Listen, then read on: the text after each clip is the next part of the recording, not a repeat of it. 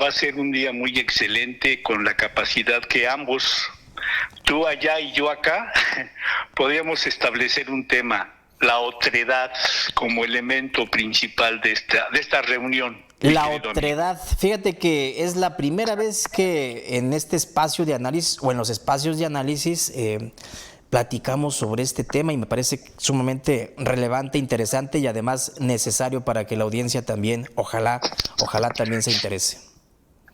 Sí, bueno, la otredad es esa parte de lo que establecemos. Voy a hablar un ejemplo muy primario de la otredad entre dos personas que uno le va a la América y el otro le va al Guadalajara, ¿no? Ajá.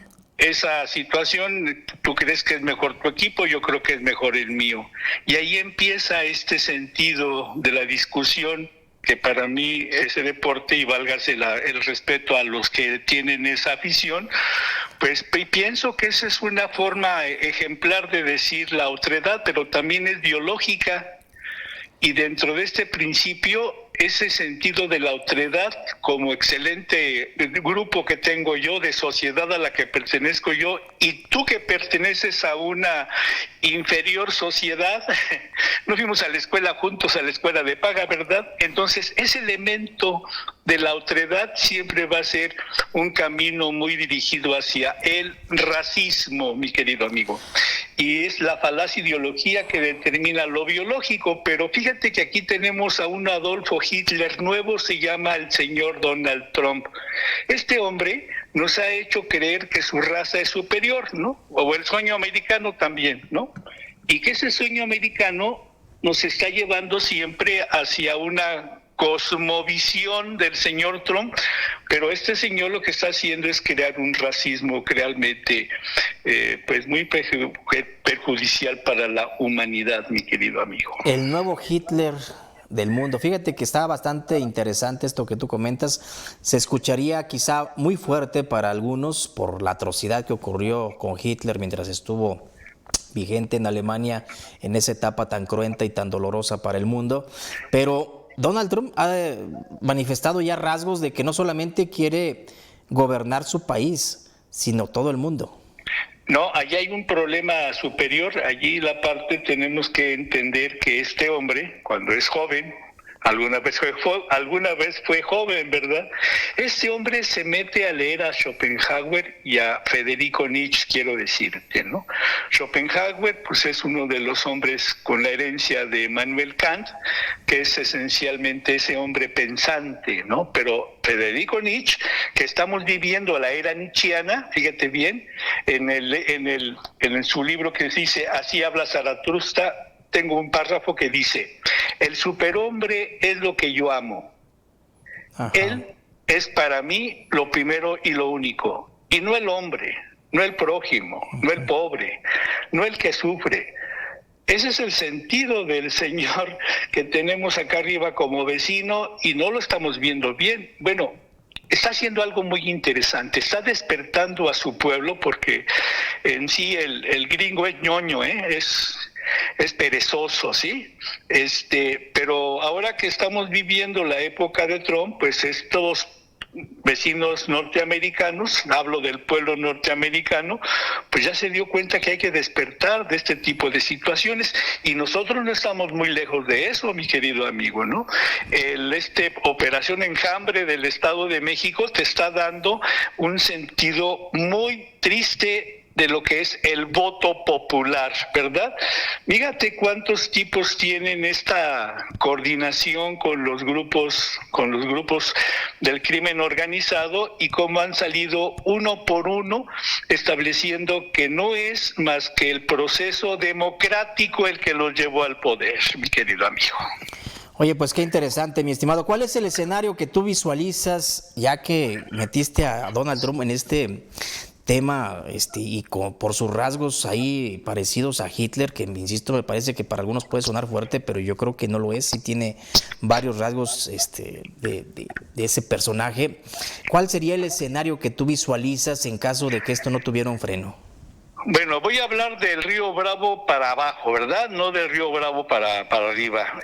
Yo creo que aquí tenemos que entender que tenemos una condición biológica histórica diferente a los norteamericanos, ¿no? ¿Por qué? Porque de alguna manera este pueblo, algo que me decía un amigo uruguayo, me decía, Gustavo, es que ustedes son iluminados de la historia de América Latina. Nosotros nunca tuvimos un Hidalgo, un Morelos, ¿no? Un Juárez, ¿no? Una situación de esta no se da. Nosotros empezamos nuestra situación en el siglo XIX y con un general ahí un tanto anunciado, ¿no? Pero ustedes tienen un proceso histórico y la parte importante de esto, amigo, es que tenemos un marco de derechos humanos. Tenemos el marco de nuestra Constitución de los Derechos Humanos y esos tratados internacionales que están en su párrafo segundo de ese primer artículo constitucional, no lo estamos leyendo. Mira, las elecciones que pasaron fueron, pues, de alguna manera muy claras e históricamente definidas, ¿no? Sacaron el artículo 39 constitucional, que es donde se establece el soberano pueblo, pero la parte que también está en el número 5 del sentimiento de la nación de Morelos, el poder dimana del pueblo. Pero aquí hay algo muy importante. Después de que ganan, los endiosamos o se endiosan solos, ¿no? Eso es lo que pasa. Lo que tenemos que entender es un cambio, un paradigma diferente al que estamos haciendo toda la vida, mi querido amigo. ¿Por qué? Porque pues ponemos a los locos a gobernar, ¿verdad? Con la licencia del sufragio y mira qué están haciendo con el planeta, ¿no? Creo que aquí el cambio de paradigma, mi querido amigo, es leer contextualmente la Constitución en su artículo primero y dice, estamos basados en los derechos humanos. Los derechos humanos son esa parte que hace el Estado en contra de sus ciudadanos, no los ciudadanos en contra de su Estado, ¿verdad? Aquí el elemento importante es retomar estas acciones porque viene la vuelta de este intermedio que va a ser la época del 2025-2030, que es para el 2027, y podemos sentar a los candidatos a que se comprometan a firmar y que establezcan todas las estructuras que tienen los tratados internacionales. Y uno de ellos es la gobernanza, mi querido amigo. Si comenzáramos con ese reconocimiento de nuestros políticos, de nuestros candidatos, a esos tratados internacionales, a los marcos jurídicos que ya tenemos, en donde se establece con toda claridad el respeto a todos estos derechos, como tú bien comentas, amigo, pues me parece que estaríamos ya hablando de otro escenario y de otras condiciones para toda la sociedad. Pero, híjole, a veces es complicado, siempre encuentran algún resquicio para poder imponer su criterio y su ley. No, lo que pasa aquí, esa palabra de híjole que acabas de decir, es prima hermana del hubiera, esa parte es muy interesante. Es como un manifiesto ahí de duda, ¿no? Respecto a que realmente, seguro, porque los hechos nos dicen otra cosa. Bueno, hubo un comunicador, y me tardo 15 segundos, hubo un comunicador que era el doctor Caray, no sé si te acuerdas de eso, pero después hablamos en esa radio moreliana. Fíjate que la parte importante de esto que estamos hablando, que es importantísimo, Adán, la parte que establece el periodo 2027 en estas elecciones, hay que sentar a los candidatos porque hay una situación muy triste en el estado de Michoacán. Ya todos están hablando de sus gobiernos abiertos, ya están hablando del Congreso, el Congreso abierto de Veracruz, por ejemplo, ¿no?